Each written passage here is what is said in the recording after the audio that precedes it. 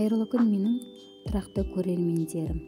Бүгін мен өзімнің каналымда қазақтың ұлттық тағамдарының бірі әсіпті дайындайтын боламын. Әсіпті дайындау үшін ең алдымен пияз және сарымсақ қажет. Одан кейін малдың комплекті, яғни кез келген малдың іш майы, өкпесі, бауыры, жүрегі қажет болады. Менде бұл жерде қойдың өкпе, бауыр, жүрегін алған болатын, яғни қойдың комплектісін алдым. Ең алдымен пиязды, сарымсақты ет тартқыштан өткізіп алатын боламыз.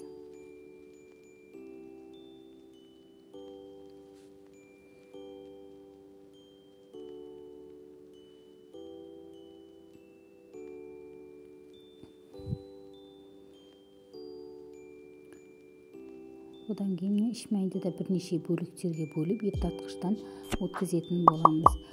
Достар, каналыма тіркелмеген болсаңыздар, каналыма тіркеліп, лайк басып, пікіріңізді комментарияға қалдыруды ұмытпаңыздар. Бұл мен үшін үлкен мотивация болар еді.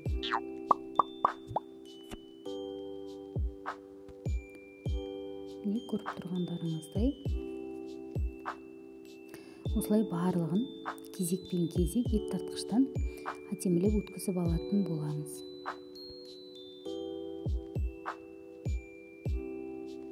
Біздер өткізіп алдық. Енді бізге күріш қажет болады. 200 грамдай күріш. Және мен күріш қосқандықтан күрішіміз пісуі үшін массамызға су құятын боламыз. Массамыз кішкене сұйықтау болғаны дұрыс. Одан кейін дәміне қарай тұз және бұрыш саламыз. Содан кейін жақсылап араластыратын боламыз. Сізде арнайы воронка болатын болса, арнайы воронканы пайдаланғаныңыз дұрыс. Менде ол болмағандықтан, аузы кең, ішекке жеңіл құйылуы үшін мен осылай баклажканы кесіп пайдаланған болатынмын. Кез келген малдың тоқ ішегін пайдалансаңыздар болады. Бүйін ішекті де пайдалансаңыз болады. Менің қолымдағы қойдың бүйін ішегі. Міне осылай көріп тұрғандарыңыздай ішекке массамыздың барлығын осылай құятын боламыз.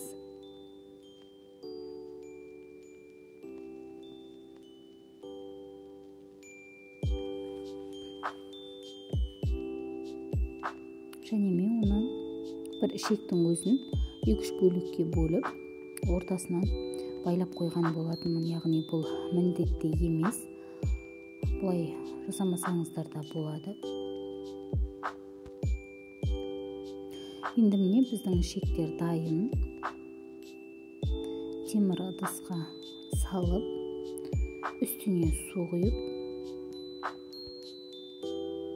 орташа газге қоямыз пеште. Және міндетті түрде мен тұз салып, алдын ала піскілеп алған болатынмын, яғни ауасын шығарып. Міне достар, біздің әсібіміз 1,5 сағатта пісіп шықты. Бұл әсіпті осылай колбаса құсатып, кесіп, холодныйға қойсаңыздар да болады, және тамақпен бірге ассаңыздар да болады.